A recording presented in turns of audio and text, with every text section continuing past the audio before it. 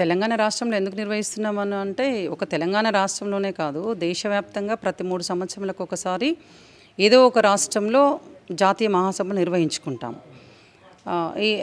అన్ని రాష్ట్రాల్లో నిర్వహించారు. తెలంగాణ రాష్ట్రం వచ్చిన తర్వాత ఇక్కడ జాతీయ మహాసభలు నిర్వహించుకోలేదు కాబట్టి జాతీయ మహాసభలు నిర్వహించుకోవాల్సినటువంటి అవసరం ఉందని మేము భావించాము. ఎందుకంటే మా ఉద్యమాన్ని స్ట్రెంథన్ చేసుకోవటం కోసము ఆలోచించి మేము ఇక్కడ నిర్వహించాలనుకున్నాం. ప్రధానంగా ఆ మహాసభల్లో ప్రతి మహాసభల్లో కూడా మహిళలు ఎదుర్కొంటున్నటువంటి సమస్యల మీద కొన్ని కర్తవ్యాలు తీసుకుంటాం.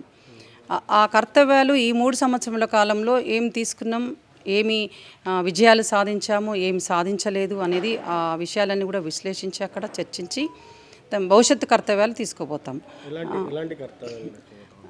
భవిష్యత్ కర్తవ్యం అంటే సామ్రాజ్యవాదం ప్రభావం మొత్తం కూడా మహిళల మీద పడుతూ ఉంది. అదొక కర్తవ్యంగా తీసుకుంటున్నాము. రెండోది మనువాదం పై మహిళల ప్రభావం. మనువాదము ఇప్పుడు మహిళలు ఇప్పుడే అనుకున్నాం, మహిళలు అన్ని రంగాల్లో ముందుకెళ్తుండ్రు, తన ప్రతిభను చాటుకుంటున్నటువంటి నేపథ్యంలో మళ్ళీ మనువాదం ముందుకు తీసుకొస్తున్నారు. మనువాదంలో ఏముందనేది మహిళల్ని చైతన్యం చేయడం కోసం కూడా మేము ఒక కర్తవ్యంగా తీసుకొని మహిళల్ని చైతన్యం చేయాల్సిన అవసరం ఉందని మేము అదొక కమిషన్ పేపరు అదొక కర్తవ్యంగా తీసుకోబోతున్నాం. ఎందుకంటే మనువాదములో ఏముంది అంటే చాలా అంశాలు ఉన్నాయి. మనువాదంలో స్త్రీకి స్వేచ్ఛ అవసరం లేదు, స్త్రీ తన గురించి తను ఆలోచించుకోకూడదు, స్త్రీ ఎంతసేపు భర్త గురించి, పిల్లల గురించి, కుటుంబం గురించి ఆలోచన ఉండాలి, భర్త కనుసంలోనే నడవాలి తప్ప తనకంటూ ఒక ఆలోచన ఉండొద్దు అనేటటువంటిది మనువాదంలో ఉంది. అందుకే ఇది కరెక్ట్ కాదు. రాజ్యాంగం ఏం చెప్పింది? రాజ్యాంగంలో లింగ వివక్షత ఉండొద్దు, స్త్రీ పురుషులు సమానత్వం. కాబట్టి ఈ సమాన హక్కులు ఏదైతే రాజ్యాంగంలో కల్పించిండ్రో ఆ హక్కుల్ని అమలు చేసే విధంగా ఉండాలని మేము భవిష్యత్తులో రెండో కమిషన్ పేపర్గా కర్తవ్యంగా తీసుకొని ప్రజలకు వివరించడానికి మేము ముందుకెళ్తున్నాం. అట్లాగే మూడో కమిషన్ పేపర్ ఏంటంటే అర్బన్ ఏరియాలో డెవలప్మెంట్ ఉండాలి. అర్బన్ ఏరియాలో కూడా ఇలా చాలామంది పేద ప్రజలు కావచ్చు, అనేక మంది మధ్యతరగతి మహిళలు కావచ్చు, గ్రామీణ ప్రాంతాల్లో ఇవాళ పని దొరకక ఇలా వలసలు వస్తున్నటువంటి పరిస్థితులు కూడా ఉన్నాయి. అట్లా డెవలప్మెంట్ చేయాలి అంటే పరిశ్రమలు ఏర్పాటు చేయాలి, మహిళలకు ఉద్యోగ అవకాశాలు కల్పించాలి. అట్లా ఆ రకంగా అదొక కర్తవ్యాన్ని తీసుకొని ముందుకు పోతా ఉన్నాం. అట్లాగే sports and women and sports కూడా ఇలా అందరూ అనేక విధాలుగా ముందుకు వస్తున్నారు మహిళలు. కానీ ఆ మహిళల పట్ల కూడా ఇవాళ బీజేపీ ప్రభుత్వం మహిళా రిజర్వ్లో చూసినట్లయితే బ్రిజ్భూషణ్ చరణ్ సింగ్ లైంగికంగా వేధించాడు. లైంగికంగా వేధించినప్పుడు అనేక మహిళా సంఘాలు హైదరాబాద్ పెద్ద ఎత్తున బ్రిజ్భూషణ్ చరణ్ సింగ్ని అరెస్ట్ చేయాలి, కేసు పెట్టాలి, అరెస్ట్ చేయాలి అనే విధంగా ఆ రకంగా మేము పోరాటాలు చేసాం. అట్లా వాటి మీద కూడా మేము అదొక కర్తవ్యంగా తీసుకొని ముందుకెళ్తాము. అట్లా ఒక 6 కమిషన్ పేపర్స్ తోటి కర్తవ్యాలు తీసుకొని హైదరాబాద్ జాతీయ మహాసభలు జయప్రదం చేయడం కోసం మేము కృషి చేస్తున్నాం. ఇవన్నీ కర్తవ్యాలు తీసుకొని ఈ కర్తవ్యాలను అమలు చేయాలని ప్రభుత్వం ముందు పెడతాం.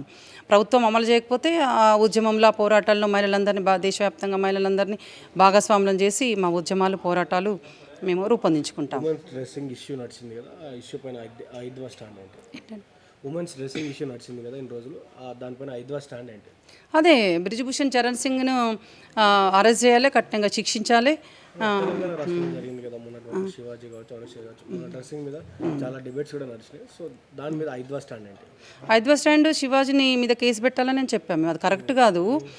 శివాజీ వాళ్ళ సినిమాలలో అసలుకు చాలా సగం బట్టలు వేసుకుని సినిమాలలో కానీ అనేక అంటే తక్కువ బట్టలు వేసి చూపిస్తున్నారు వాళ్ళు. అది ఎప్పటి నుంచో కొనసాగుతుంది, దాని మీద మాట్లాడు. ఇవాళ మహిళలు మొత్తం కొంగు మొత్తం నిండుగా కప్పుకోవాలి, అట్లా ఉంటేనే ఒక స్త్రీ గౌరవప్రదమైనటువంటి స్త్రీ అని మాట్లాడటం అనేది మేము ఖండించాము. మేము తెలంగాణ రాష్ట్రంలో ఖండించాము. కొన్ని జిల్లాలలో కూడా శివాజీ మీద చర్యలు తీసుకోవాలి, కేసు నమోదు చేయాలనేది కూడా మేము దిశబొమ్మను కూడా దగ్ధం చేయడం జరిగింది. ఆయన క్షమాపణ చెప్పిండు. క్షమాపణ ఎవరు అంటే నువ్వు ఏదైనా మాట్లాడి క్షమాపణ చెప్తావా? కాబట్టి క్షమాపణతో మాకు సంబంధం లేదు. క్షమాపణ చెప్తే చెప్పొచ్చు. ఇంకో వాళ్ళకు నోటికి తాళం పడాలంటే ఇతని మీద కూడా కేసు పెట్టాలి, కేసు పెట్టి అతని మీద కూడా చర్యలు తీసుకునే విధంగా ప్రభుత్వ విధానాలు ఉండాల్సిన అవసరం ఉందని స్టాండ్ తప్ప వేరేదేం లేదు. జాతీయ మహాసభలు ఎన్ని రోజులు జరగబోతా ఉన్నాయి? సో జాతీయ మహాసభలు 4 రోజుల పాటు నిర్వహిస్తున్నాం. 25వ తేదీ నుంచి 28వ తేదీ వరకు ఆర్టీసీ కళ్యాణ మండపంలో నిర్వహిస్తున్నాం. 25వ తేదీ రోజు బహిరంగ సభ ఏర్పాటు చేయడం జరిగింది. ఈ బహిరంగ సభ కూడా అన్ని జిల్లాల నుంచి దాదాపు 25,000 మంది సమీకరణ కోసం మేము ప్లాన్ చేసుకున్నాం.